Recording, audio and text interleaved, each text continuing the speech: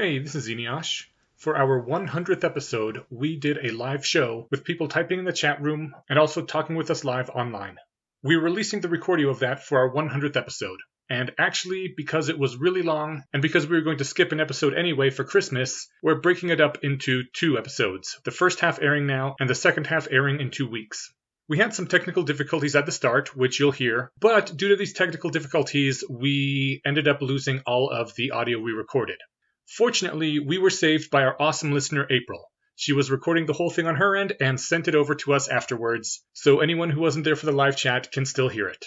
April, thank you so much. You have saved the podcast for December.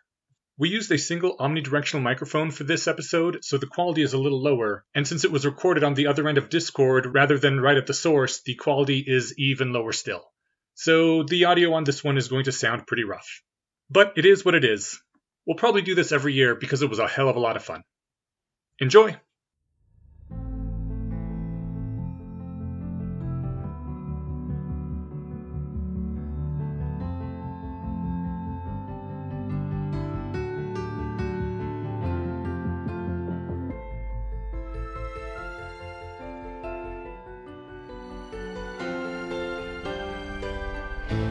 So we're just having headphone madness here. Yay! No, Iniosh doesn't believe in Bluetooth or Venmo or web apps on the phones. So. I hate Bluetooth because it's supposed to work at the speed of light, but due to all the fucking bullshit they have with their translation, there's always like a, quarter second to half second delay on everything.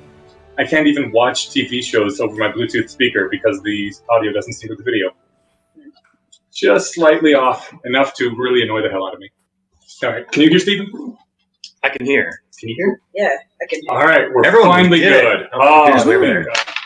Yay! Phoenix agrees with me. Bluetooth is a horrible protocol and should not be used for things like audio. They were talking about this yesterday. Whilst syncing to video. I mean, yes, it makes sound worse, but I like being able to walk around wirelessly on the train and all that shit. Anything where the speed of the connection is important, can't use Bluetooth. Broadcasting is hard and defies logic. Yeah, I'm sorry that it took us so long. Oh, Wileyker listens to us sped up. I was told by someone who's not here, Zeke Aran, who he mentioned that he doesn't listen to it. He's the only podcast he doesn't listen to sped up because I'm incomprehensible. So. I like a lot of people saying it's so weird to hear our voices in 1x speed. We sound like we're drunk or something. Ooh. Yeah, there's no way we can speed up ourselves in real life. I guess they'd have to come back. I can talk really fast if that helps. Nope. Oh, okay, so now that we're actually here, welcome to a very special live Bayesian conspiracy. Very special multiple meanings of the term, where we speak with people who are online. And we are starting with Bays. Bays, did you have anything you want to ask or say? Hey guys, yeah. Okay. Well, you can call me Alex. That's my name, and it's I suppose the real most important thing I'd like to just tell you guys is that I very much appreciate this podcast and all three of you.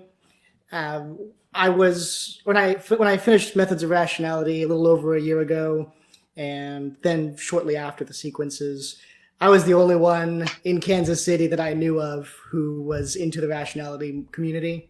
Mm. So you guys were my only source of actually listening to another rationalist speak for a very long time, until I managed to find a few others in Kansas City. But thanks to your efforts and the support you guys unknowingly gave me, we were able to not only form a weekly meetup, but also a dojo meetup and an effective altruism meetup. Damn. And you guys deserve a portion of that credit, and I appreciate you very much. That's fucking awesome. That's awesome. You're crushing it harder there than we are here. Yeah, thank you for telling me, because that really helps. It makes the whole project feel cooler, knowing that people are getting shit out of it. How many people do you got there now? There's about 7 core members, and then a couple, 2 or 3 others who show up. We have a couple who actually aren't even from the rationality community originally. They just saw our events on Meetup and thought we were cool people and started hanging out with us. So we have, so we're recruiting, I guess. Slowly, we will get the whole world in our clutches. Yep. Raise that sanity waterline. Yeah. Oh, that sounded Sorry, go ahead. No, that's great. Thanks for sharing. That's awesome. And I also love your username. Yes. Thanks. For anyone who doesn't know, Bayes' theorem is spelled like BAE''S. Like Bay. Yeah. Which apparently I just recently found out. I think you told me it stands for better than all everything. What does it stand for? I've never heard what it did. Before all others? Before all else. Before all else, yeah. Okay. Which until just recently, I thought that it was like a shortening of Babe. Me too. Yeah. Well, that was cute, but everyone thinks that it's short for babies or babes, so now I still can't use it. Oh, you can't use it? Well, because everyone has the wrong idea. It's short for babe, and that sounds stupid. So I thought it was kind of cute. But Bay, I don't know. It sounds great. I love it. Yeah. Especially with Bayes' theorem, because it's a pun. Right. And I'll get out of bed for a pun any day. So. See, the Ite is with me. Also thought it was just Babe, shorted. Yeah, me too. I've also got the chat here. Oh, cool. Yeah. So, cool. I'm also hoping to visit Denver here within the next 6 to 8 months or so. Awesome. Or whenever you guys feel like you'd be available to hang out and talk about stuff. I could always use. I'm wanting to kind of do little short vacations to all the biggest rationality hubs and see how other groups do things. Yeah. And you guys are definitely number one on my list. Oh, wow. We should not be number one on that list. Yeah, they just a semi-annual pilgrimage to Rationalist Mecca. So next time you make one of those, you can just put an announcement out. As go with you. as important and as prolific as the rationality community in the Bay Area is, it's very close to the last on my list because I don't really care for the Bay Area that much. Yeah, my car got jacked last time I was there. Like, not the whole car, just all the valuable stuff inside it, right? Oh yeah, Bay's area. That sucks. But yeah, no, so I'm kind of almost embarrassed when we talk about the Denver rationalist area because we have like this podcast and we have the group of us that meet together, but we don't have like any of these cool dojo shit that you have in Kansas City. I really want to start it. Yeah. And the Bay Area has like their own community center, which is amazing. But anyone that wants to visit at any time, let me know. I can't always like drop everything and meet, but if it's at all possible, I'd love to meet people. Yeah, if anyone's in town for more than 2 days, I can probably make it happen. So. Yeah. Just let us know, and we will absolutely meet up. When Barry was here, GSV, we had a great time. Yeah. Mm-hmm. Or at least I did. And I was also introduced to Beat Saber. Oh, yeah. Which is a fucking fantastic game. See that right there? That is entirely your fault.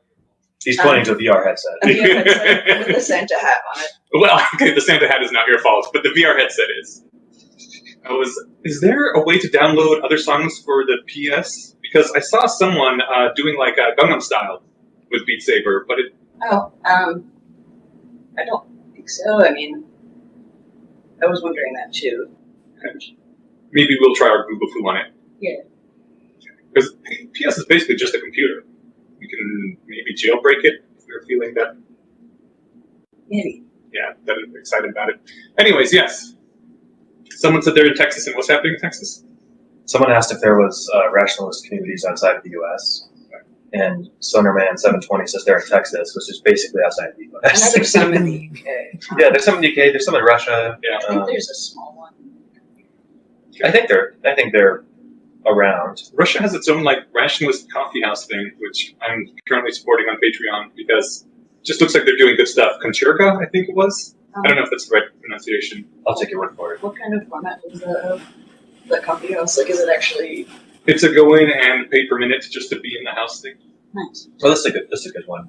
Did the rationalist movement start in California? It arguably started either wherever Eliezer was when he was writing his blog posts, or at George Mason University, right? Yeah, yeah. Where Robin Hanson was writing. That's a good question. He must have been in George. No, he was never in the university. How did those two get in contact? Arguing about economics online, I'm guessing. Okay. Yeah, I would trace it back to either Robin Hanson or Eliezer, and I'm not sure. Eliezer was in California the whole time, wasn't he? I think so. Yeah. I think that's why his founder effects ended up in Berkeley. Yeah. And Well, it's also a great place for programmers. yeah, it's also very expensive. Right.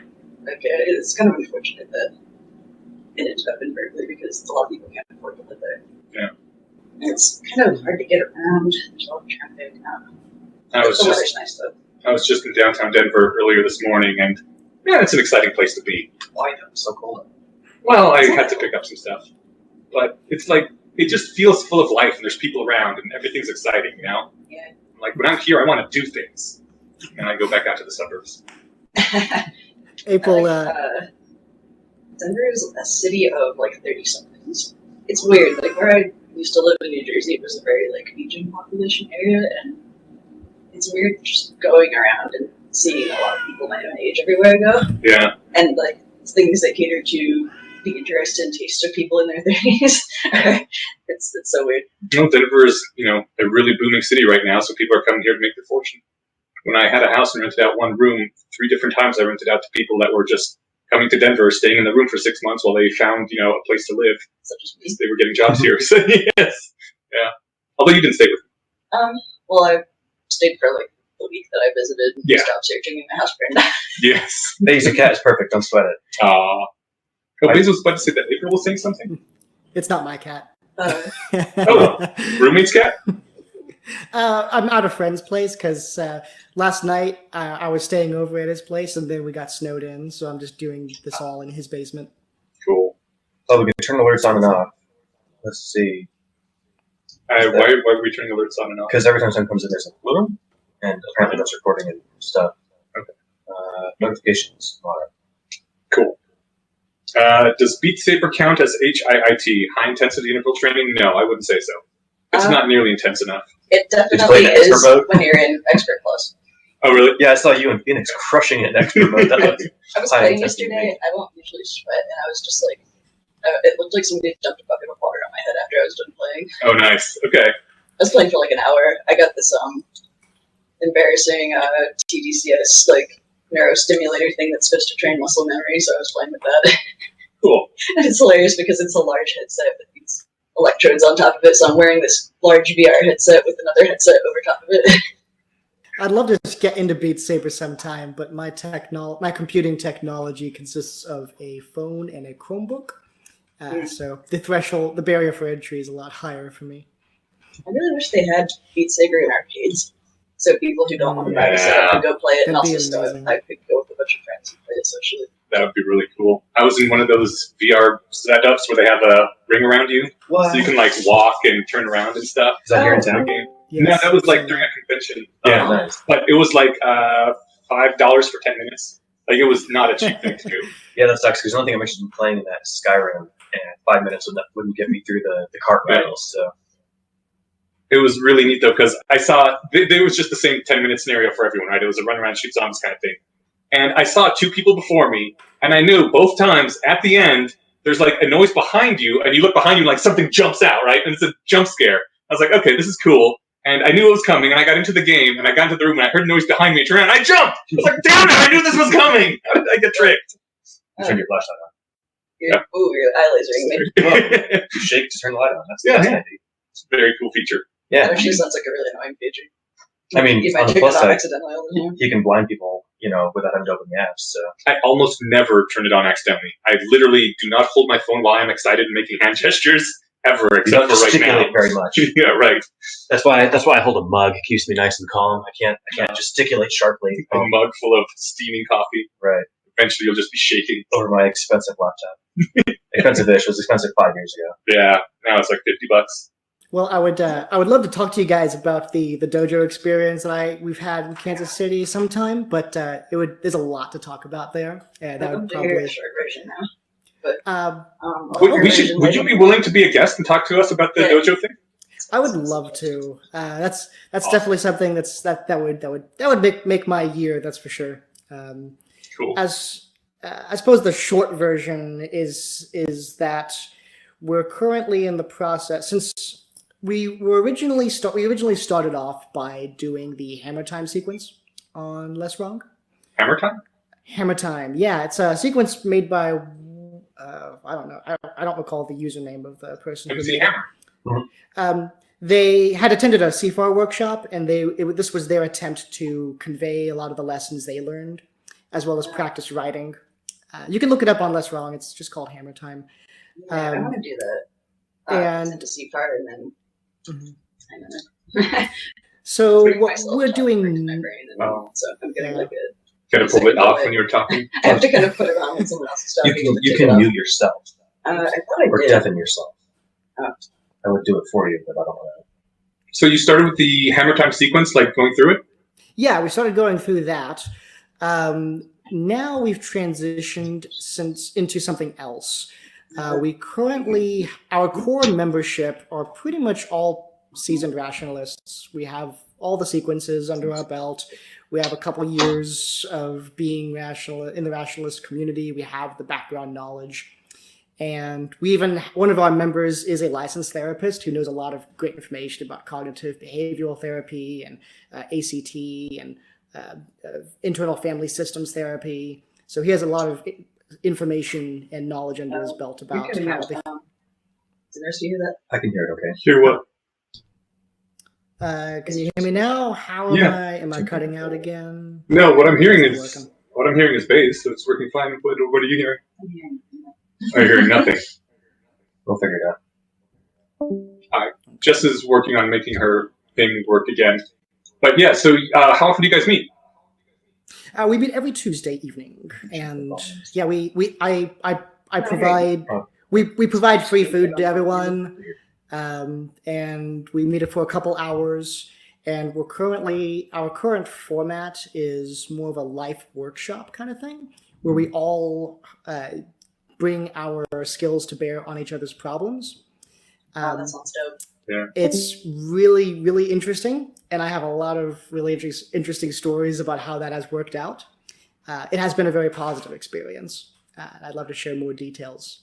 I would love to hear more details. That sounds awesome. Yeah, we got to have a whole episode about this. Yeah. Absolutely. I think one of our problems is that we only meet once a month, which is, it's hard to meet more than that because we're all busy and half of us are in Colorado Springs and shit. Yeah, we have people coming from like an hour north and an hour south. Yeah. And so then we meet on a Tuesday night at 7, which means, usually leave by 10 so people can go to work the next day. We tried weekends earlier on. Then, of course, I keep telling people we can do as many as we want, and just the people who show up, show up.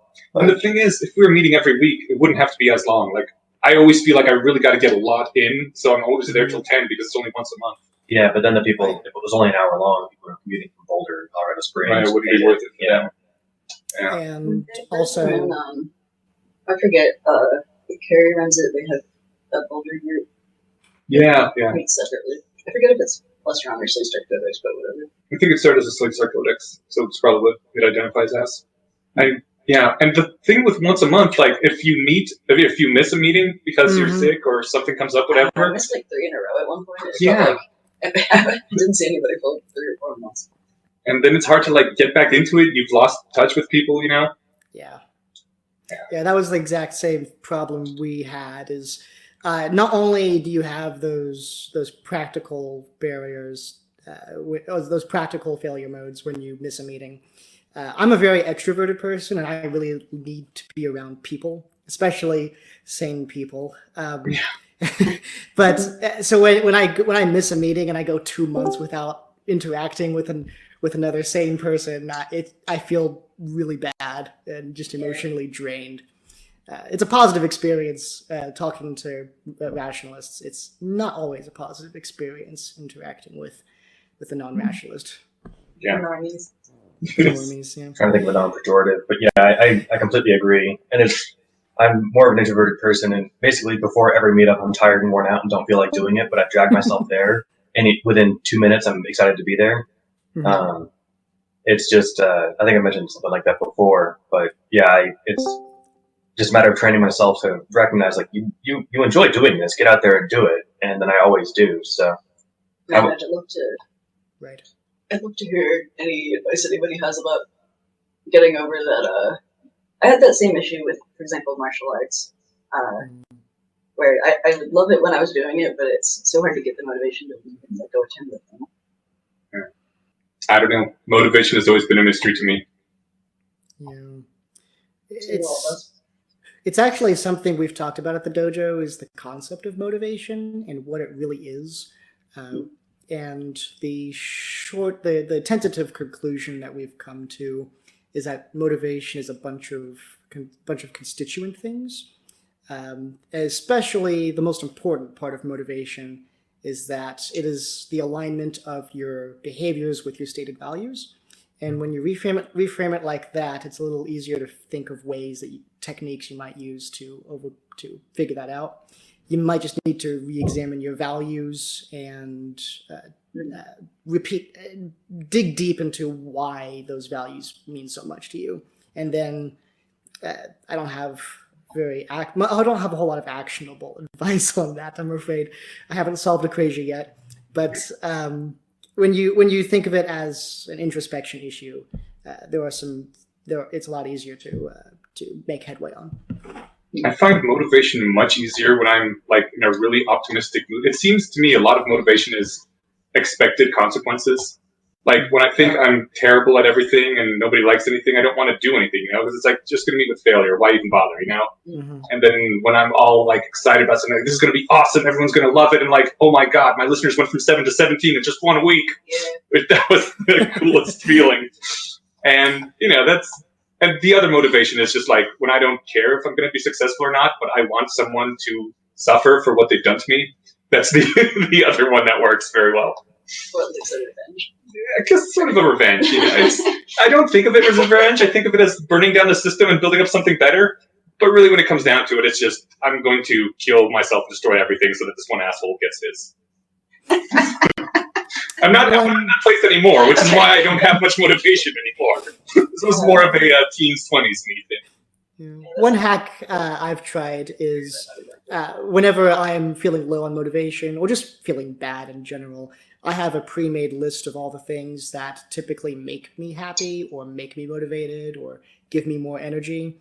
And I just list them in descending order from most accessible to least accessible. And I just work my way down that list. And my results can sometimes be mixed, but I have a couple success stories with that where it has given me the motivation necessary to continue working on whatever it was I was working on.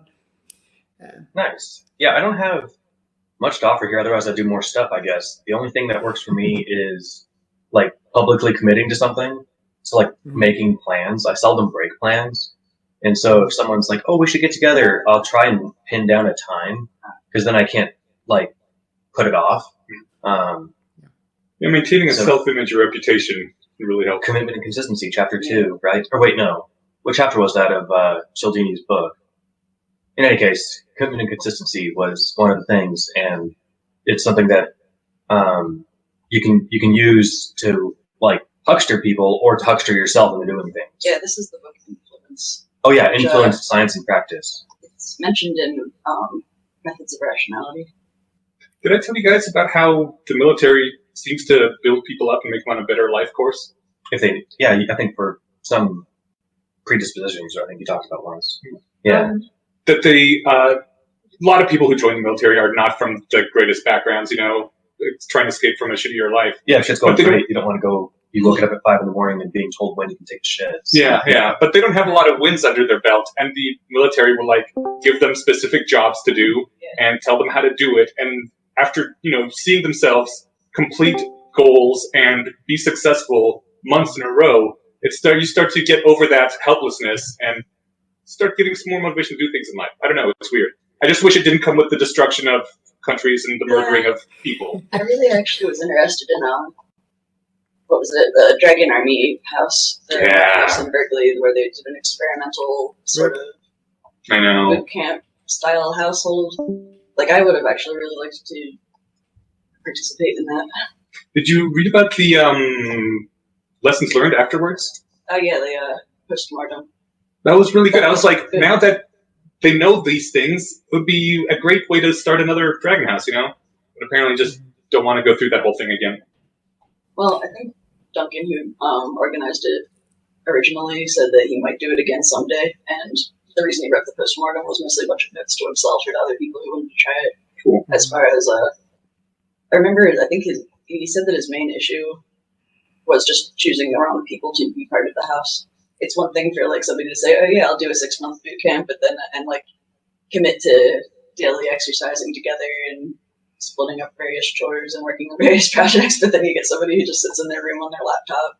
You get somebody who's doing all the chores and then got mad because they were doing all the chores and stopped doing all the chores. It might be just easier to start a cult. Isn't that what we're doing? Wait, what? What says Duncan blocked me on Facebook said what happened? Oh, I saw that. Something about disagreeing about dietary advice? Is Duncan the Dragon Army guy? Yeah. Okay.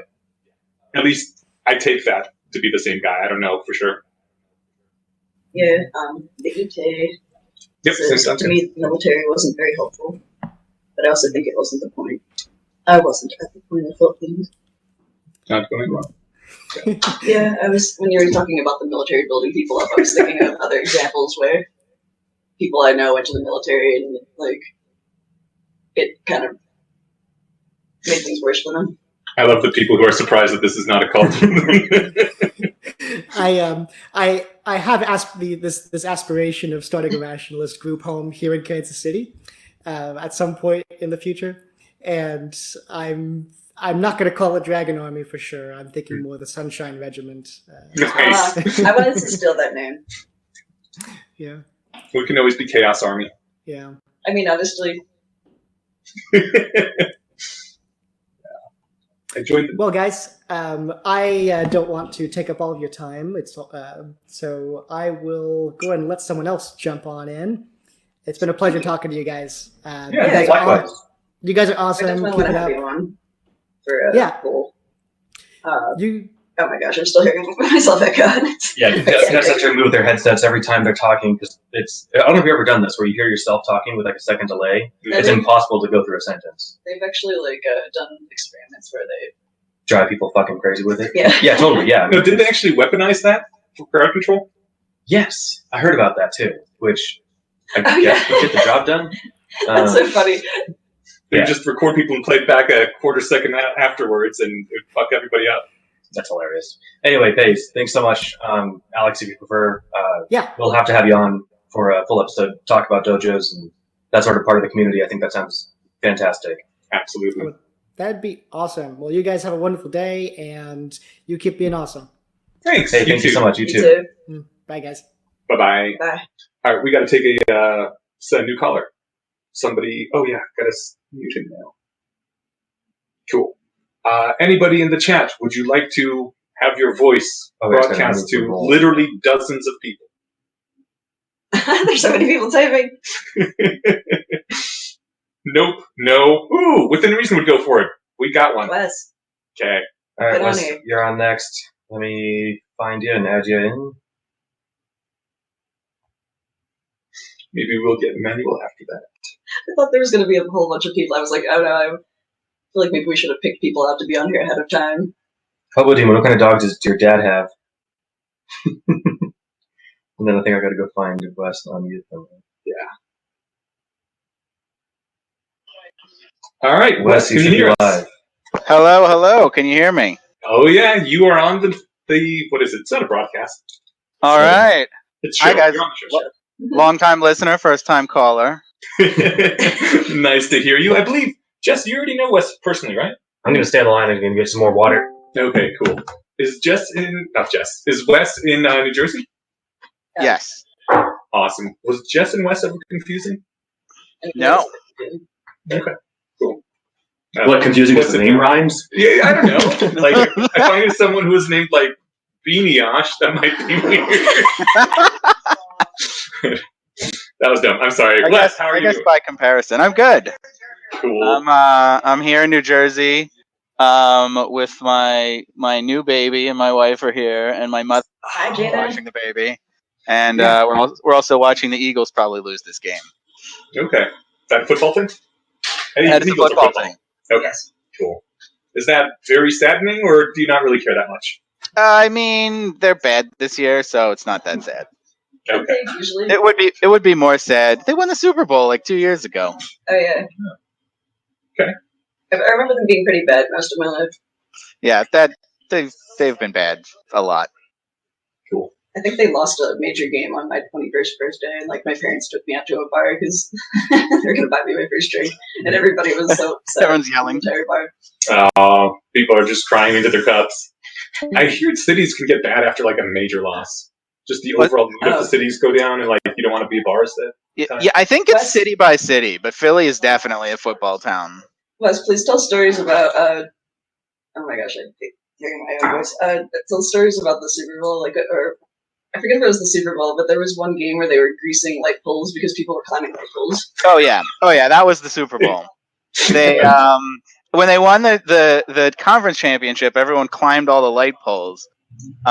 So the Philadelphia Police Department greased them all for the Super Bowl. And but Philly, of course, being Philly, we just took this as a challenge. And there were definitely people up on those light poles. Cool. I can see competitions to climb grease poles. Yeah, there was. I remember a video of Wes playing a trumpet and leading like a crowd of people singing the Eagles song. Yeah, I had 2 weeks between the championship and the Super Bowl, so I used that to learn the Eagles fight song on the trumpet. Did the city like clean all the grease off afterwards, or this light pole just stay grimy? They probably cleaned. I think you know the answer to that. The grease probably cleaned them. They don't call it Dirty Philly for nothing. Isn't Gritty from Gritty Philly? is from Philly. He is from Philly. The best mascot. He really is. Now and it really makes the Eagles mascot like ashamed because we've got Gritty for the Flyers and we've got the Philly Fanatic for the Phillies, which are both great mascots. And then the Eagles just have this dumb eagle guy, and he's terrible.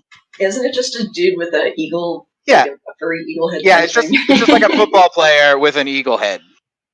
They got up their game, man. Yeah, I Everything know. that I really, comes from it's always I really. Philadelphia.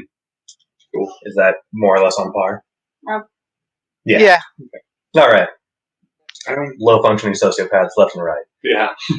I'm so sad. I only got through like most of season 2, I think, before they took it off Netflix. It's on Hulu. I know, but I'm not dating anyone who's got Hulu right now. I could give you some Hulu. All right, I'm dating Okay. Steven. It's on BitTorrent. Yeah. Yeah, that's true. Don't be a wimpy, Josh. I know. Just publicly commit to stealing it. Oh man, I feel so bad about pirating things. Like I use QB, which is a friend of ours, Plex server, and I don't know. I don't feel as bad about that because that's more like sharing a book between friends. There's only like a dozen of us on there, right? It's like he stole all the books. Damn it, you're right. I just befriended a thief. Somebody just posted a gif of Gritty like spinning around and staring with its cold dead eyes, and I just can't stop looking at it. Nice. Oh, there's no way to. And see, I don't know why Slack and Discord both exist. In Slack, you can minimize GIFs that are already up. So. Well, this one's going to just scroll off in a second here. Just torrenting is not sharing with the world. So you have a brand new kid, which is like what, 3 months now? She is 1 month. 1 month. Okay, time is weird. And she just came home. She's only been home for a week. Okay. And you are going to be doing the whole unschooling thing. Hopefully. Awesome. That's the plan for right now. I'm a divorce attorney and I work from home. So the plan is just I'm going to be like the stay-at-home dad. So we won't. Hopefully that'll work out. We won't need the free daycare aspect of school. And if that's the case, my plan is to leave it up to her whether she wants to go. Yeah. It's reasonable. I have a coworker who does something. They don't do unschooling, but they have their daughter enrolled in some sort of program where the kid picks whatever they want to learn. And is it a free school? I don't know. I would think it would have to be because they, up until like 5 months ago, were desperately poor. Oh no, But, I don't mean like free of Damn charge. it. There's a Sorry, not certain you. kind of. Who do I have to pick out of here? David, that's your last gift. You have been warned. Oh, it's a dog. Thank you, Hobo Demon. You're saving us from the worst of the two orange monsters. Oh god. Oh man, he also has a dog. There's pictures of your dog. Yeah, everyone posts spam some pictures. Anyway, so yeah, I'm not sure how that works. The kid's 5, so they don't want to learn much yet. But I'm wondering what that'll look like in 5 or 6 years. Well, I don't think that's true. I think 5-year-olds want to learn the most. Let me rephrase. I don't know how they're going to get I'm assuming they have to have some sort of disciplined, core education. But I haven't talked to them much about it. Yeah, so if you want to homeschool, there's a certain curriculum you have to cover. but Right. you could cover it in like 2 weeks. It's not Yeah. rigorous. Once you know how to read and write, that's like Yeah. the And you gotta, yeah, and like the important things for a kid to know are reading, writing, and doing math. But there's so many ways to learn those. I just read the most especially interesting. today. I read them just a few days ago. I think the most interesting, not really study, pseudo randomized observational study, I guess, of people who were delayed 1 year going to school. And overall, the people who started school 1 year later did better in life than those who started earlier. They not only had better overall GPA when they graduated and better life outcomes, they even had less jail time. Was it you that I was talking to about this, or where did we hear about this? Because this was when the schools closed, when people were forcibly withdrawn because they were resisting segregation, right? Was that desegregation? I don't remember the details. Yeah, so that I just remembered someone would be able to point me to where I just heard about this, where let's see, when I guess in the 60s when they desegregated schools, there were families who had forced their kids not to go to school for a year in protest, or maybe even schools who shut down. And those people got the sorry, distracted by the chat. I love. Oh, hold on. Yes, it's a dog. Oh my god. This guy Nathan Pyle does these comics of the little aliens, and they're all my favorite. Yeah. The chat is trying to destroy our live episode by distracting us with gifs and dogs. Yeah. Oh, it's definitely working. I think it was something along the lines of children just are naturally like play is how hunter-gatherers evolved to learn the initial skills they need. Mm-hmm. And with that being suppressed and forced into more rigid learning stuff early in life, it damages, I guess. Yeah, school is like anti-play. Yeah. Like I hated school, and I loved learning. I never hated school, but for me, the school was the play. Like when I was in Chicago, there was apparently a gifted talented program that my mom got me into. I was in kindergarten at the time, but they had us doing like these. We had 1-digit math problems, like 8 plus 4, right? It was a 10 by 10 grid of them, and we had 5 minutes to do all 100. And I rarely got all 100 done, but when I did, it was amazing. And it was a game. Like learning was my play, right? And like seeing how good I could do on those. And then when I did get all 100 done, how many of them I got right. It was, so I think I was unique in that my games was trying to seek the approval of my adults, and the way I did that was by brainy stuff, you know? Yeah, well, there's some good programs out there that let kids learn at their own pace. Like I did that when I was in 3rd grade. They had us do math. They just gave us books, and when you would finish one book, you would start the other one. And the kids all competed to see who could finish them faster. Yeah, you would start out with math, or you started with addition, and then when you finished addition, they give you a subtraction book. You finish that, you go to multiplication, division, and then fractions. And it was fun to see, how fast you could get through it. But that was pretty aberrant in my education experience. Most of it was like, here, learn this, or just sit there and shut up and don't do anything. Lorik asks, was the other hypothesis that the older kids were favored above their less developed peers? And I believe that was taken into consideration, but this is like after 20 years sort of thing where everyone's gotten through high school already and what the overall life outcomes were, as opposed to just, is this kid 1 year more developed than the other kid in the same grade? It was rates of being put in prison and stuff. Yeah, anecdotally, my birthday's in September, so I was, almost a year older than many of my peers, and I didn't do any better than any of them. So, but that doesn't obviously count for anything. Yeah. Now I don't favor unschooling. I was also born a month because I don't know. Oh, I'm kidding. But yeah, I don't favor unschooling because I think it creates better outcomes, like in terms of anything measurable. I think everyone who's looked at it has found that it doesn't really make much of a difference. The unschooled kids do fine, but so do the kids that go to school. I just favor it because that sounds like a better childhood to me. And if there's not really compelling evidence that putting kids through this pretty miserable experience really helps them out, then I don't want to do it. Yeah, totally agree. Yeah, I just liked most of school, probably for the first, I don't know, right up until high school. So however many years that was of primary education.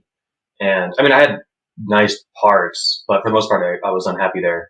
Anecdotally, this is kind of fun. This comes up in the next We Want More episode that comes out tomorrow. My co-host Brian wrote software in the 90s for a prison that was in the Netherlands. Is that where? And that Is that where they did person's Lord of the name Rings? was High School. Well, that's where it gets funny. Is they actually ended up transitioning that software to manage schools. And I thought that was relentlessly entertaining. Yeah. And he was like, oh, well, tracking people is important. I'm like, yeah, but it's really funny that prison software transitioned so smoothly into high school tracking software. Yeah. Not surprising. So I don't necessarily agree, but I don't disagree either. Because the thing is, I think there's some things that it's super important for children to be taught, even if it has to be force taught in order for society to keep running.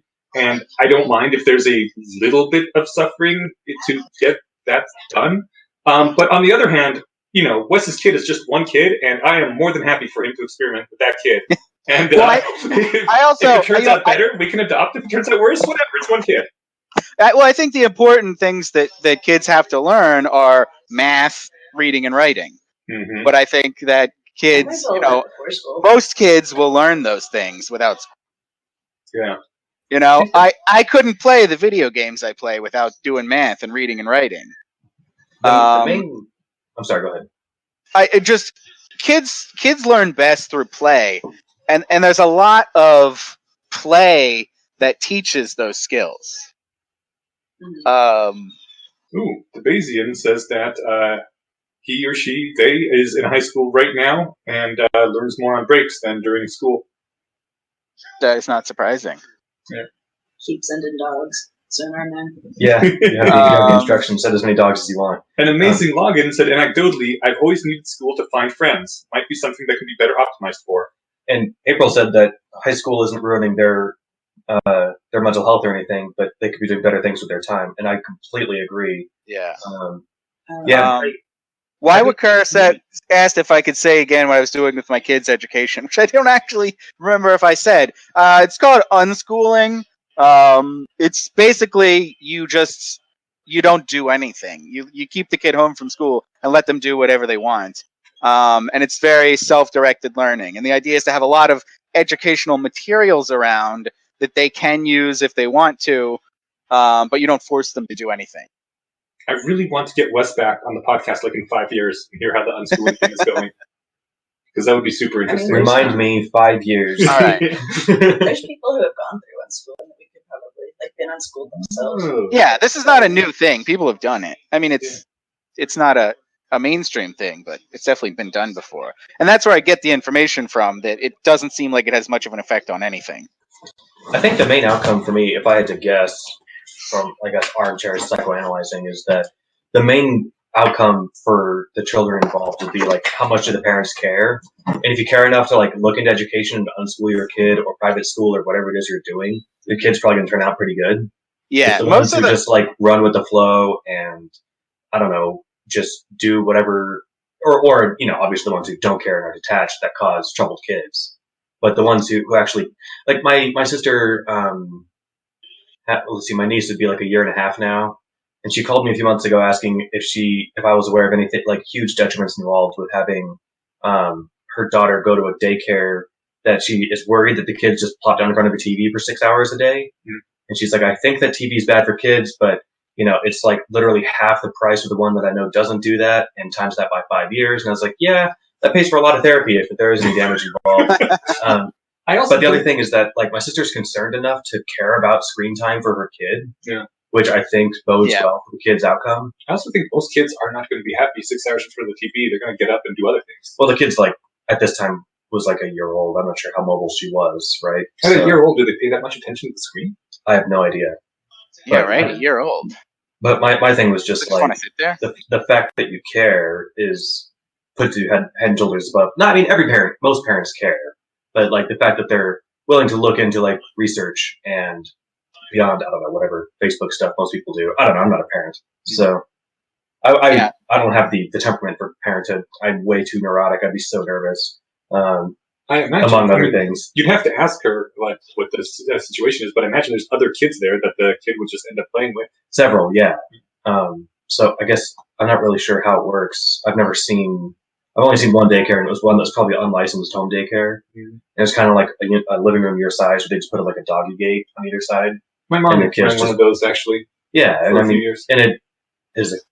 I'm sure there's worse places to put your kid during the day. So, and better places. I mean, like if you're what am I trying to say? Like, it seems like a pretty good situation. Like they're socializing with other kids, right? So to the extent that you can socialize, I'm not sure if they're not talking yet, what that really counts for. But they're around them, looking at the same things. You learn a lot before you learn to talk. I mean, like babies are just little learning machines. Their brains are. Yeah, that's pretty much all they're doing. Yeah, it's the most plastic their brains will be in their lives. I got to throw my teeth. So yeah, There's like a whole separate conversation going on in the chat that's really interesting too. Oh, about boot But camp. hard to divide my attention. That. Do you want to be our chat person? No. As far Okay, as it's fine. like Like reading through the chat. Yeah. sure, I Okay. guess. yeah. Pretty good. But so the thing about unschooling is that all the data that people have collected on it is all survey data, because no one's done any like longitudinal studies or anything. Oh, so they're self-reports. Yeah, so and all the self-reports are good. I think it was like I saw a survey of like 300 students, and only 3 of them said they had a negative experience with it, and those were from like either super religious families or like one family that was just totally checked out. And like the 250 or 300 other people had said it was great. They learned plenty and felt no disadvantages in life. A lot of unschooled kids end up going to college. But typically they go to community college around age 16 or so, and then transfer after that. I know I've heard. I was reading a blog for a while where it was. I think it was called "Raising Free Thinkers," where I think they were doing radical unschooling, and they would take their kids to college courses, like when they were pretty young. I got a question. So I don't remember now who it was that said that they went to school to meet friends, new kids. How did you guys meet other kids and make friends when you were young? I didn't have friends until I was in my 20s. When like I was. I had like one friend at a time. I was really introverted when I was a kid, and mostly I was like by myself though, and I just read books. Yeah, I'm tempted to say I didn't, but I had friends. It's paradoxically I met them all through other friends, which kind of has like a first mover problem. And I'm not sure who the first person was, but I would connect with my friends through my friend or friend group already. But the first mover was obviously God, as per the Onslaught Squad, of course. Yeah, I had a lot of bad role model friends. Oh, that's how you make friends, God. Yeah, of course. That scene where Hermione was on the train and bemoaning that adults wouldn't just say, "You two go be friends." I think that's actually what happened to me. Yeah, no, my parents did that. They were like, Jess, we want you to get it like off the computer and go over to the house across, like, it was like in a different neighborhood, but like, what do you call it? Like blocks, I guess? Blocks? Developments? Whatever. They were like one development over, and there was a kid my age there. My parents were like, leave the house and like don't come back until you've like gone over this kid's house and hung out with them. And it was just the most awkward goddamn thing. Oh man! I like knocked on the door and they're like, "Who the hell are you?" And I was like, "I'm from over there, and I'm your kid's age, and apparently I gotta hang out with your kid." Yeah, I made. No, we never like. We were totally different types of people. Like I think her name was Morgan. She was perfectly nice, but like. I was like a little tomboy, and I liked to climb trees and stuff, and she was a girly girl, and it was just like we had nothing in common. My parents, they always found a friend for me in church, because they'd go to the Jehovah's Witness church. They call Kingdom Halls, but church basically, and they'd meet another parent with a kid around my age, and they're like, "Our kid doesn't have any friends. Your kid should be friends with our kid." And so like his parents would go to him, my parents would go to me, and they're like, "You're gonna be friends with that person now," and it surprisingly worked out for the most part. I suspect that, like, with arranged marriages, arranged friendships could work if the people actually have, like, their kid's best interest in mind. Like, oh, okay, my kid is this type of kid. They like to do these things. Let's actually be mindful and search for, like, somebody who seems compatible. It didn't ever work for very long, though. I only ever had, like, one friend at a time. Really was a good friend. And always after a year or two, they would move or disappear or something would happen. Like, I would spend a while friendless, and then have one friend, and then they would move, and it was kind of sad. it was like a constant life of abandonment almost, right? Yeah. I hear military brats could do the same thing. Yeah. Their parents move every year or two. I know a few people who were military brats and said that it was just really rough trying to, I guess, make new friends every year and uproot yourself. Yeah. Although some people did say that they had learned how to make friends better and like how to do social skills better by constantly having to do that. Cool. So, yeah. I never got through that. I mean, I guess I eventually, when I became an adult, got better at that. But yeah, in high school, the things I did was just find the nerdy kids. Dude, it's so embarrassing now looking back on it. This one time, I was like talking D&D with a kid a year older than me, and like they didn't believe that I was a nerd and that I was into D&D, right? So they started quizzing me. They're like, "What's FACO?" And I'm like, "To hit armor class 0." And they, you know, They did the like you're not a real gamer girl. yes, right. And I went through that for like 15 minutes, and I was so proud that like I passed the test and I was allowed in and everything. But looking back on it, I'm like, oh my god, I should have been like, "Fuck you! I don't got to prove anything to you." But No, that's instead, I was that's just the most I nerd was thing literally ever. kind of shaking by the end of it, trying to not let them see that I was shaking. Like, Yeah. That's so how happy that I nerds passed. bond. No, what? Sorry. I said that's how nerds bond. I guess. Sometimes. And now no one knows what PACO is anymore because they don't use that. I learned what that was just now, so Yeah. To hit armor class 0. Come on, guys. Yeah, they phased that out with 3rd edition. It's probably smart. Yeah, I made friends. I just made friends with the kids in my neighborhood because I grew up in a rural town, and there were only like 5 other kids within a mile. Oh wow. So we just those were the kids I hung out with. Yeah. What did you say last, Joyce? I was switching headsets. Wes only had kids within 5 kids within a mile of him. Grew up in a very rural place, and so that's his forced friend group. Now, thankfully, I met my lifetime best friend. He was in my neighborhood. We just got along really great. So that was awesome. But yeah, we did not have a lot of choice. That's weird because I don't know. You know who your friend group is then, and it's kind of like solid and steady. Whereas in a city, there's just too many people in a 5-mile radius, and so people tend to splinter and isolate, and you do get people who are completely left out of social circles like you never would in a rural area because everyone within 5 miles is your friend because there's only 10 of them. Yeah, and the culture there is different too. Like you can't if you tried to exclude anyone, your parents would yell at you. Huh. As if be like, no, you can't just like not hang out with that person. Yeah. Or like you can't, isolate them. Yeah, Which I guess I don't know. It seems like a lot of these structures that we're talking about, there's kind of pros and cons. Yeah. Like as far as Yeah. as far as But also you'd have to be like arranged friendships. Or, you'd probably have to be from an established family. Like if it was a new immigrant family moving into town, they probably wouldn't be forced into friendships the same way that a kid of a family that's been there for generations would. I mean the new families were. I don't know. We never really. It was pretty white area. Wes, you cut out. What was that? The new families that's what happened to them. Like my best friend moved when I was right before first grade. dogs. But we were pretty. It was a pretty white area, so there were no immigrant families. So I don't know what would happen there. Yeah. Where do you live now? Oh, Philadelphia. That's right. Yeah, Jersey, right outside Philly. Okay. The rural area or like a suburb thing? It's a suburb. It's like a small It's really town. nice. Yeah. Wes introduced me to the book Happy City. Or was that your pick, or was that Yeah, Happy City. Yeah, that was Yeah. a really good guide about how to pick where to live.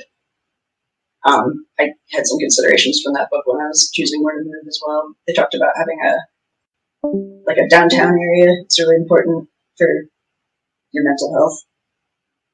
Having an area where people Yeah, gather. I think their big recommendations were walkability and nature. Okay. Yeah. I'd see if I was to make a intentional rationalist community, I would like something like that. Mm-hmm. But the problem is that requires also a lot of land, which is very expensive if you want to be near major employment areas. Yeah. So you've got to go out to the suburbs, but then everyone's 2 hours from where they would work. That's why you do a group house. Yeah. I've been looking at them. There's a house with 5 bedrooms that I've got my eye on. But I don't know. I don't think that that's quite in the cards just yet, but I definitely want to make a group house happen. Maybe next year. Do it. Yeah, that would What be is awesome. going on in that picture? Lorik said that they grew up in a small town and it was half immigrant, so it was very splintered. I'd be interested in hearing more about that at some point. Why is Elon Musk laughing about is that a drowned deer? It looks like it's the bottom of a swimming pool or something. I don't know what that is. Okay. Please explain this picture. Sonar Man is trying to get us to go to Texas because they have cheap land there. I am not going to Texas, I've Sonar been to Man. Austin, but I think Austin's expensive. Nice try. Although All Hail West Texas was a great album. That's true. That was a great album. Yeah. All right, guys. Well, I'm going to check out because I have childcare stuff to do, and I think my mother's getting ready to leave. So, but I'll be listening for the rest of it. All right, Sweet. awesome. Yeah. Thanks, Wes. All right. I'm definitely going to come visit Jersey, like, probably in January. I don't know. You've been saying I'm going to visit next month for like 6 months. Yeah. Just avoiding the parents. Well, I'm mostly avoiding my parents, but No. Well, don't visit your parents. I'll Just visit me. Yeah. All right. Cool. All right. I'll see you guys. Jess, I'll see you soon, and I'll talk to you guys on the Discord. All right, later. Nice talking to you too. Thanks. Bye. bye-bye. Apparently there's a Houston Rationalist group house. Interesting. Cool. Who- Who do we pick? Who goes on next? Who wants to talk? There's a bunch of people I'd like to talk to, but Emmanuel said me next, please. Do we want to put on Emmanuel then? All right. Emmanuel, you can come up next. If April wants to talk at some point, April's active in the chat a lot and would be fun to talk to. Yeah. I'm guessing. If she feels like it. It would be really fun to talk to a bunch of people that I see around all the time. Right, I can't do anything Here, because I got the push to talk down. You can do the thing? Stand by. We are switching up people. It's not in alphabetical order. Point, like touch. I'm blind. There, I'm literally touching. There we go. And it is in alphabetical order. It is? Yeah. Well, it wasn't. Okay. I'm an idiot. That's proven. All right. You got a server unmute as well. All right, Emmanuel, you should be live. Hello, Emmanuel. Hey, how you guys doing? Alright, Can you hear me? I can hear you. Yes, I can hear you now. I had to tug on my extendomatic again. Have whatever you want. I see. So, I'm Emmanuel, as you can see by my Discord name. I'm currently in Bristol in the UK. Oh, I'm originally from Bermuda, like the triangle. awesome. When did you move to the UK? About 9 years ago for university. Okay, cool. Do you prefer the UK or Bermuda? Definitely Bermuda for the weather. It's a bit small though. Yeah. So, I'm probably going to be out in the UK or the US somewhere for a while. What time is it there right now? 9:20 p.m. I just looked. Okay, Yeah, that's it's not terrible. 9:20. Okay, cool. I did not intentionally pick something that European people could listen in on, but I'm glad it worked out. Is it Yeah, Monday over there or Sunday? Sunday. Sunday, okay. This is a nice time for the call because it's Sunday evening, fairly relaxed. Cool. I just wanted it late enough in the afternoon that I could be awake and functional, Yeah, but not so late that it would go too long. I barely made it here on time. Yes. I got back from a concert at 4 a.m. last night. Oh! That shit. Oh, what concert did you go to? Abbey Park. Abbey Park. There's steampunk. Okay. That Steampunk? was really great. There's a lot of people there in steampunk outfits. And Sounds I fantastic. felt so underdressed. I need to. Up your steampunk game? We should talk to Emmanuel about Yes. stuff. Emmanuel, do you have a topic you want to talk about, or? Yeah, I wanted to talk about something that's not been bothering me about the rationalist community, but communities in general, and also partially the rationalist community, and that is inefficiencies in information consumption. And by that, I mean one of the things that bothers me about like Let's Wrong and Slate Star Codex and that sort of stuff is the amount of verbosity that a lot of people have in their posts when they're sharing information and knowledge. And I have a lot of different sources of knowledge that I like to read from and watch videos from, and it's hard to allocate time towards the rational sphere as much as I'd like to. Yeah. Yeah. There's I'm sorry. Go on. No, go ahead. I was gonna say there's I can't remember what it's called. There's a newsletter, the Rationalist newsletter that kind of collates what things have been posted in various like rationalist like on Less Wrong, on Slate Star Codex, on people's side blogs. So that's one way to kind of stay caught up. I've found that to be helpful, but also I agree with you. I have like a bunch of these newsletters that I just didn't even read because I was too busy, and I'm just like, oh my god, there's like 40 like book length things this week. So I don't know. One of the things I really like about Scott's posts, anyway, in Slate Star Codex, and a bunch of Eliezer's original Less Wrong posts, is that they have some extra words to make it interesting and to draw me in and to make it fun. Like for me, getting the information just Gorn style, I can't do because all it is data and facts. And I need some Scott Alexander in there with his sarcasm and his joking to keep me going, or Eliezer with his pop nerd references. But I think on the whole, they're much less verbose than what I read in the rest of media. Like just someone just linked on Facebook. Apparently, there's some kind of 37-year-old mom that pretended to be an 11-year-old on what's the new Tumblr? TikTok, I think. Snapchat maybe, and yeah. Anyways, and there was apparently some whole horrific thing, and I read down like 400 words and still hadn't gotten past the part where she was like putting on clothes and talking about her own life and stuff, and I'm like, fuck this, I'm out.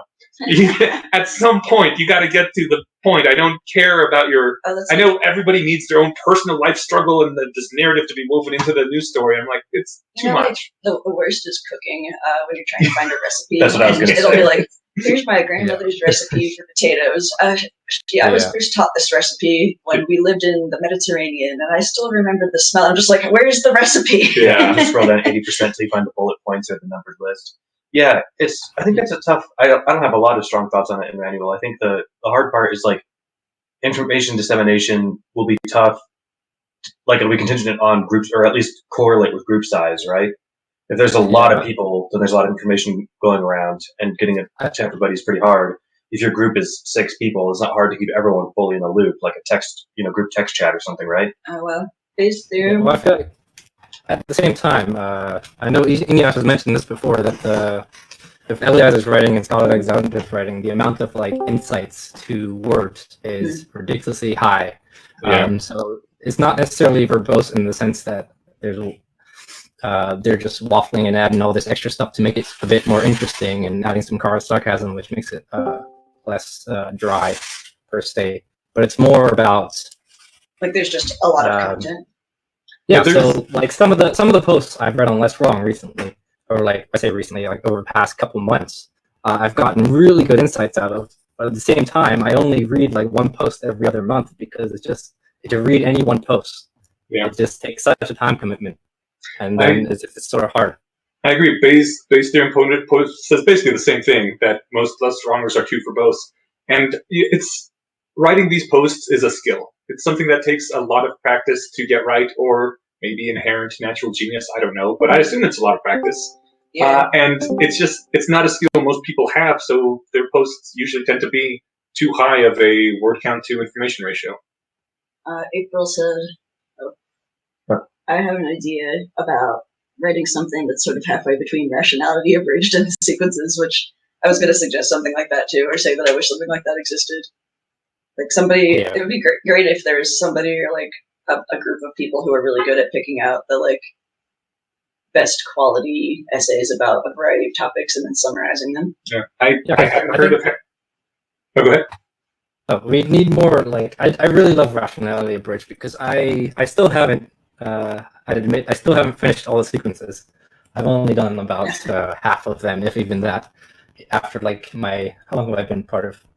I think I came across HP more in 2011. So that's about when I got into the Less Strong community and the rationalist community, and I still haven't finished, even as much as I'd like to and would have the desire to. But I came across rationality abridged, and that suddenly sped up how much I was going through the actual posts themselves, so not even just the abridged version, because I can see the abridged version and I say, oh, this post is useful. Can you reconnect me on your phone to Discord? I tried to do some science. I forgot that was connected to this. Steven's just having a technical issue. Hold that thought. We gotta. I hadn't even heard of Hammer Time, which now apparently I am regretting because it sounds like it's really good. But one of the reasons was because, like you say, the posts are they can be a lot to read, and and it sometimes doesn't feel like it's quite worth it when I have other things competing for my time. But I mean, like, I'm glad I read about the Dragon Army stuff. That was really interesting. It wasn't quite as tight as, like, the people who've been doing this for years, but it was still good. So I try to get on Less Wrong every now and then and see. Yeah, another one of my main concerns with this is that we're trying to raise the sound on the waterline, as you say, so get more people into the rationalist community and reading about these ideas and staying a part of the community. But if I'm someone who's like really believes in the community and really gets great value out of the things I read and the people I encounter, and it's still hard for me to come in and read specific things, posts that people say, "Oh, this is a really good post, you should read." And I'm like, "Yes, I will get on that," and then I get on it like a year later. Yeah. How do we expect new people to get into this who don't even like reading as much as I do? I'd probably say I'm in the minority in terms of people who actually like reading this sort of stuff and still find it high, like a challenge. Yeah, I don't know. I read pretty fast, and I have to read a lot for my job. I'd really like to. I'd actually be down to collaborate with a group of people if anyone's interested in trying to launch a sort of project like that. Yeah, I'd be happy to contribute to something like that as well. That's part of my vision for why the podcast exists, because there is so much information out there and it's hard to get through it all. And I like the podcast as just a way of putting some of these things out there in an audio format, which hopefully is also entertaining. It was so useful for me, honestly. You had not just recorded methods of rationality, but a bunch of other graphic and some sequences, and I was able to listen to a lot of that while doing other things, like multitasking. Yeah. Like, honestly, if I could just read all day, like, that would be great, but yeah, it's hard to get time sometimes. And audiobooks are one way that you can kind of read something while doing something else. It's really weird. I didn't do audiobooks really for a long time, aside from what I could get for podcasts, but recently I got an Audible subscription because I was starting to fall behind with my my book club, that sci-fi fantasy book club that meets twice a month. And, like, I recently, for the first time, was reading a book and listening to it just interspersed because it'll sync up to whatever page you're on. Oh, yeah, I like that feature. Yeah, it's really cool, but I noticed that how I experience the story reading is different. It's very different, actually. Yeah, and I prefer the reading experience. It feels much more like I'm in the world, and I feel like I'm part of the story more, but I just don't have the time to read everything. Yeah, I don't prefer one over the other. I think that they're both different. I'm trying to think of a way to really explain it. I think I'm a bit different from most people in that I find it easier to listen to audio and like generate the scene and be immersed in it when I'm listening, because for some reason it requires more of my mental brain power to like convert words through looking at them on a page versus just listening to someone speak. Listening to someone speak just frees up my brain so much more to just imagine things, and especially I just close my eyes as well, which makes it a bit easier. Yeah, I don't think that's that unusual in manual. I think a lot of people experience that. Well, yeah, so much so. I actually, one of the reasons I got into HP more so much is because my friend recommended it to me. Shout out to Alex. I'm hearing a bit of echo. Echoes on your end. We didn't touch anything. Oh, I think something from within the was unmuted, but I muted myself. There we go. So, what was I saying? I lost my train of thought. We were talking about listening to audio and visualizing. Oh yes. So yes, I want to thank you specifically because I was putting off reading HP more, and I probably wasn't ever going to get around to it. I'm gonna give my I noticed that there was an audio version of it, and then I just binged the whole of HP more as much as I could until I caught up, and then just listened to every episode from there. People in the chat are saying that the audio is messed up. Is it still bad? It's fine for me now. Okay. Okay, yeah. I think it was when we had that crazy echo thing. Yeah. Yeah, I need to remove my headsets. Jesse, right, this is bad. Let's switch back. No, I don't mind at all.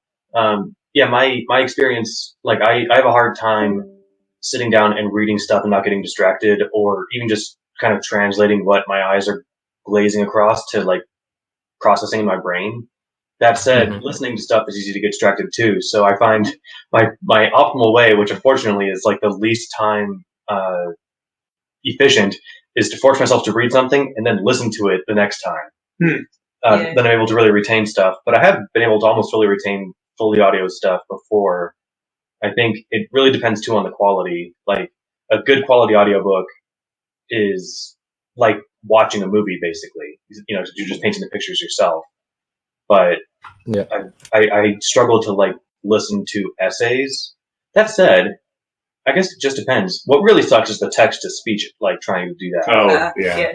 But anything that people have read out loud, I think I do just more or less fine with. I really can't wait until Google, I think it was Google, is experimenting with the new text to speech program that sounds really good. It's like, it sounds like a human's talking. And yeah, Chloe is saying it too.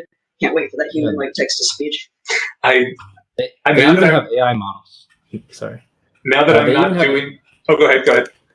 Sorry, keep interrupting. It's a little bit of delay. They even have neural network models right now that can take like 5 seconds of your voice and replicate your voice fairly accurately. So it's pretty much hard to tell the difference just from like a 5-second clip of you speaking. Oh man, I can send you guys a link to that too afterwards. Please send a link. That sounds like something I love playing with that kind of thing. Because I actually work in AI and. You said worked like was that the past tense, or do you currently work in AI? Well, I'm doing my PhD at the moment. Okay. What is the subject? I remember seeing a news story about that thing where you could record, like, it was back when I heard it. This was like 4 or 5 years ago. It took a lot of hours of audio in order to get someone's voice perfectly. The fact that they can do it now with 5 seconds is amazing. It's pretty disconcerting. They can even replicate, like, you can say something and then they transfer it onto a video of a politician, for example. So you could have you say something and it gets transferred into Trump's voice with Trump saying something, and it actually looks really natural to a human eye. Yeah, he's not that far from being able to claim that all the shit that he said was all fake. Basically. Well, I thought you were going to say he's not that far from being incomprehensible anyway. Well, no, people will point to things like, hey, here you are on video saying this. Yeah. Oh, that's fake news. That's what I was going to get in at. 2 or 3 years, yeah, people will be able to say, oh, that is fake news. But not to be all doom and gloom. There are ways of detecting if things have been edited like that. Just like there are AI models that can create that sort of thing. There's AI models that can detect if AI models have created it. So it's not totally. The downside is it adds a layer between like the person who, you know, sees the video clip or whatever, and then someone having to like go through and do an analysis. So like if you're just getting your stuff from the news, you're gonna have to take their word for it that it was auto-generated or not, and people are able to lie about that. We'll see how it all shakes out. But yeah, at least it will be possible for diligent people to figure out if something is real or not. So, backtracking just a little bit, I had my Luddite moment a few years ago when I was still doing the audio fiction, and you know, people were talking about the whole "I wish there was a text-to-speech sort of robot" thing. I was like, no. This is the one thing in the world that makes me special. Don't replace me with a machine, damn it! Honestly, I felt that way when they started coming out with art bots. Mm-hmm. Like they have Now I won't be special to anyone. You're special to me. Aw, thank you. I don't know. I feel like robots being able to do stuff doesn't mean that humans doing stuff is less valuable. Mm-hmm. As long as, like, you know, if maybe the robot has good ideas for art, but like I could also have good ideas for art. Not only that, there's but going to be more cool art in the world. Yeah, ultimately, I know it's a good thing for the world. Like, it's a better world now that we have photography. Well, yes, okay. But technological progress, good. Even if I personally, yeah. Koi says, don't worry, Iniosh, when the robot voice era comes, we'll use your voice to read everything everything we want. Cool. All right. I'm going to use your voice I'll get off GPS. to let someone else... before you go, I was curious to know what your PhD is in. Oh, my PhD. It's in helping to explain artificial intelligence models like deep networks by creating visualizations. So for a layperson, for example, one of the data sets I worked with is student water usage in a campus. Mm-hmm. And then I trained a neural network model to sort of predict what's going to happen or what's changed over time.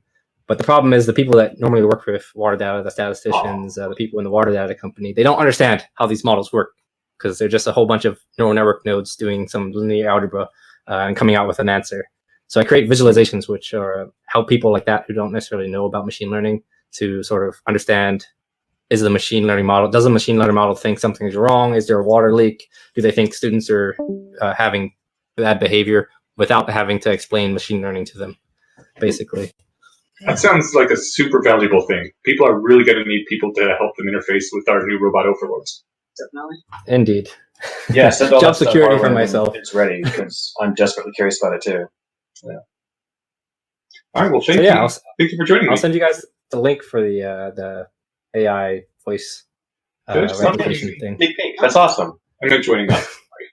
But yeah, that would be fantastic. Thank you. Yeah, Once again, thanks, Inyash, for getting me into this community. It's made my life a lot better. Awesome. Thanks. I'm so glad to hear it. See you Thanks, later. Manuel. Appreciate talking to you. See ya. All right, who's next? And we got to put Manuel back on server so we don't get that echoing thing. Alrighty. So, do we have someone else who would like to come speak with us about something? Or did you have something, Steve? It doesn't matter if you have anything interesting to say, just like... Well, I'll tell you what. You guys go between yourselves for a second, because there was one quick topic, or we've got like 4, but I'll try and do one at a time and reject them. Let's see. The shortest one... Oh, these were the questions that people sent in for us to answer. Yeah. People are voting for April. Well, don't feel pressured. Yeah. Don't let people push you into it. So you do whatever you want. Let's see. In the meantime, I've got like 5 questions here that people either wrote in that have means to get around or other things. So the quickest one, Emilio Alvarez, it's also supporters. So they get dibs. Wanted us to discuss the anthropic principle. And when I asked for clarification, I got this. Let's see. That's what I was just about to ask you. What about it? HP Bays says shit rationalists say part 2 would be awesome.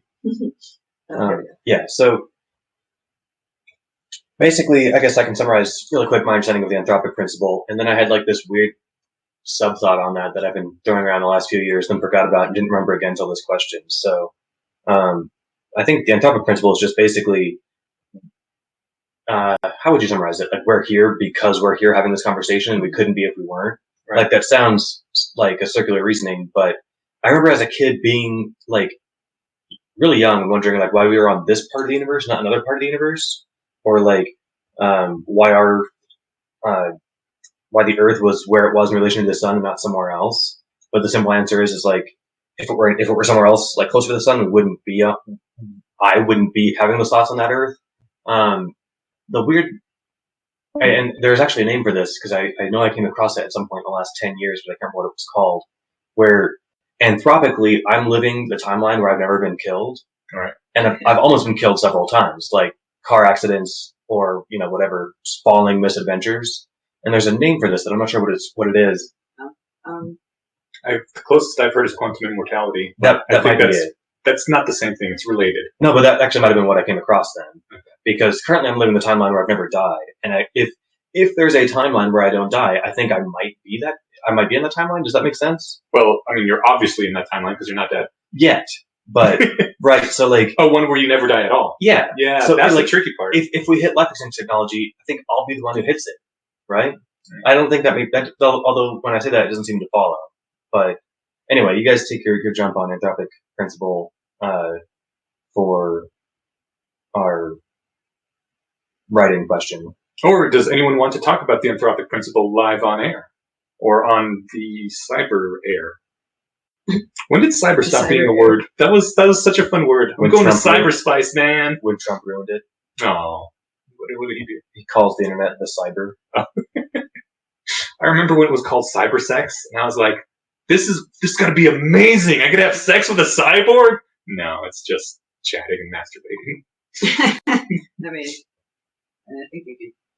No, I think that kind of exists, but the technology's not quite there yet. So Teledildonics? You could have sex with a really, disconcerting doll. All right, I have a fun proposition here. Why don't we put the Ite and April on at the same time? Ooh, why is there? Oh, because they're fighting against to go first. Ah, okay. But if there's feedback, we'll mute one of you. So we are not fighting. No, who's on second? Let's see.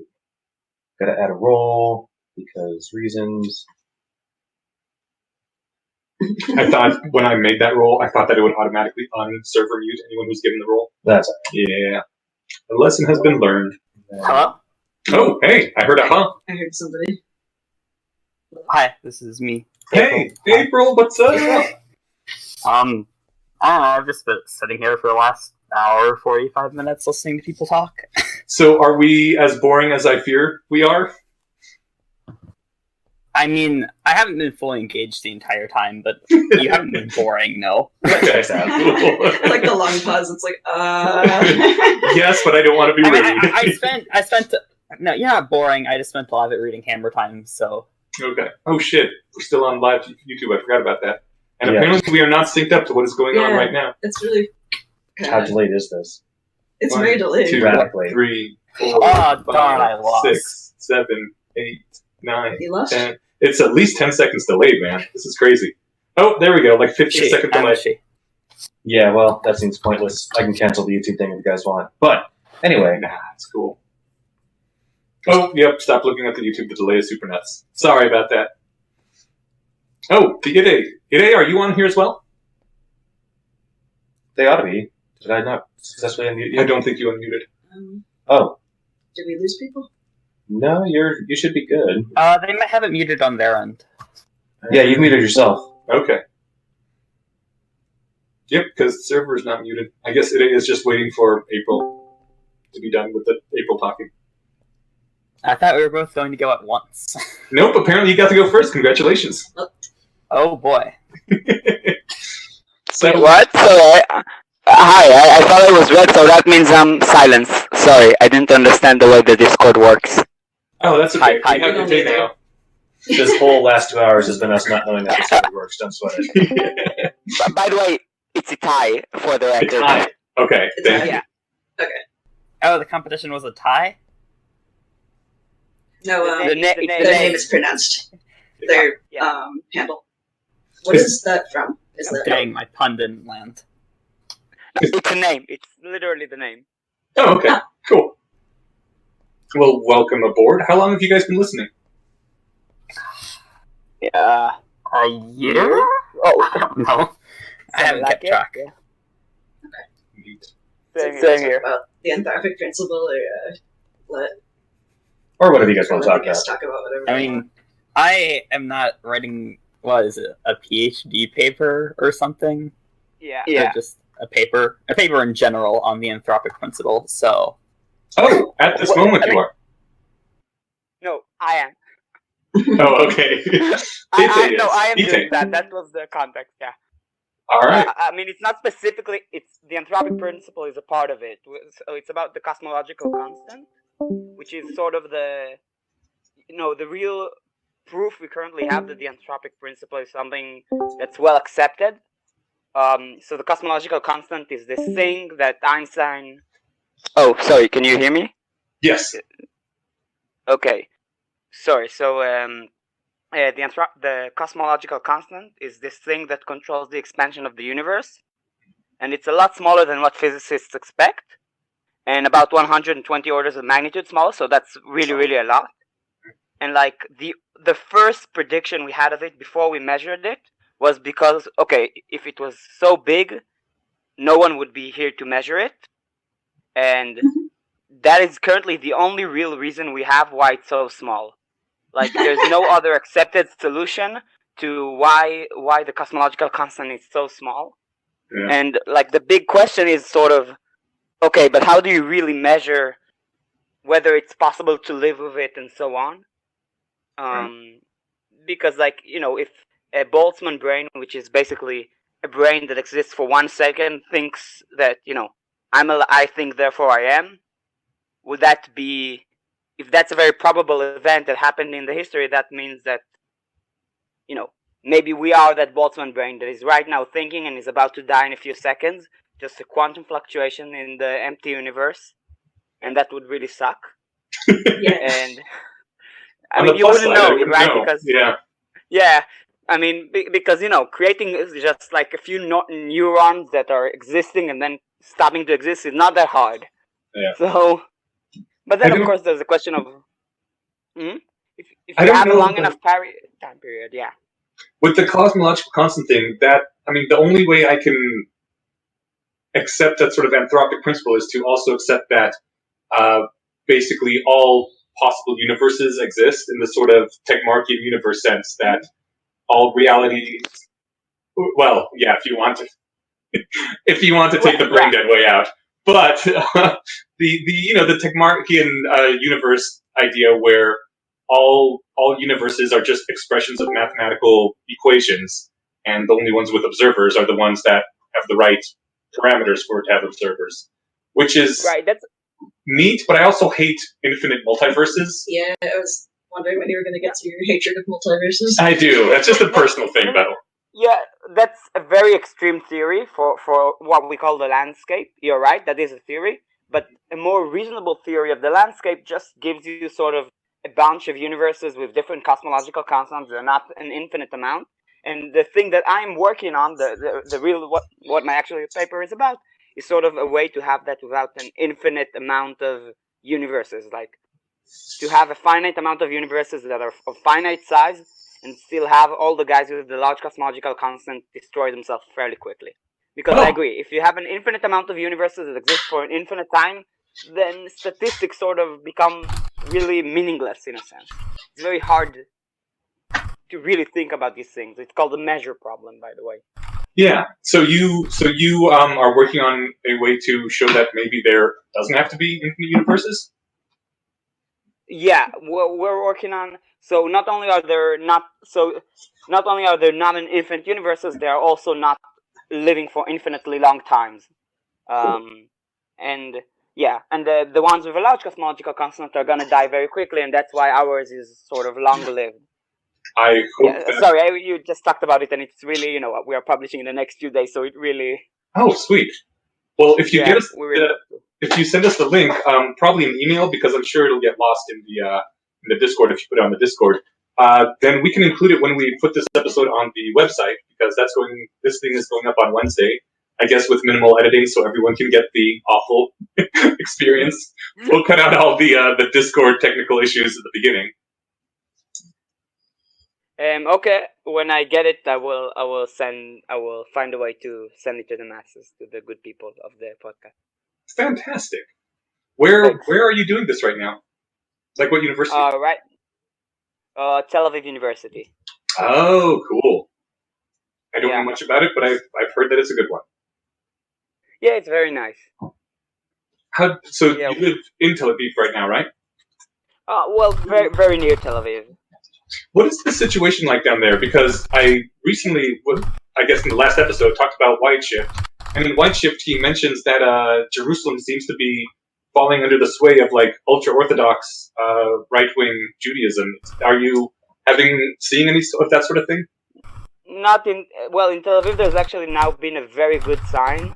Very recently, there's a big issue with what do you call it? Public transportation, where it's illegal to have public transportation on Saturdays because of the Jewish whatever. Yeah. And right now they just started to have public transportation in central Israel, so that's actually a very good sign. However, you're right that there are bad signs in other places. Like Tel Aviv is sort of a good place to be in, but other places not so much right now, with a lot of right-wing protests and so on. Recently we had the worst periods to be in Israel, I think. Like, this is sort of mild, so I don't feel that bad about it. But yeah, you're right. There are problems. Damn. Okay. Well, I hope you keep the rationalist front strong over there. Thanks. Yeah, I might have missed it. By the way, April. Yeah. You don't need to write. You can talk. I mean. Oh. Yeah. So what is the doomsday argument? The doomsday argument. I don't remember exactly how it goes, but I believe it's essentially if you sample randomly from some amount of a set, you're going to probably get something somewhere in the middle. And therefore, since we are sampled randomly from all humans, we're probably in the middle chronologically of the human, the length of the human race will survive, weighted for a number of people alive. Yeah, So the world is probably ending soon. right. Because the number of people alive now is just absolutely massive compared to all of our history up to now. And basically what I'm saying in chat is that this is probably a good argument, but I think all the other evidence is, like, outweighs it. Yeah, and also, I don't know, if you take the entire possible future history of humanity where there could be quadrillions of us spread among the stars, we're still in the way early tail end of population, which I guess is statistically very unlikely. Right. I don't know. But But someone's got to be at the front, right? And Someone's that's got to also be in assuming the... we're dying. The what, sorry? That's only assuming you're... Sorry. okay, I'll go, I guess. I think the doomsday argument is, like, some evidence that there won't be, just trillions and... Impending dog attack. Yeah, struck by Mike. Oh my god, it's a dog! Are they dead? Like, they can still talk? Because it sounds like they disappeared. Yay! We took over the Bayesian conspiracy.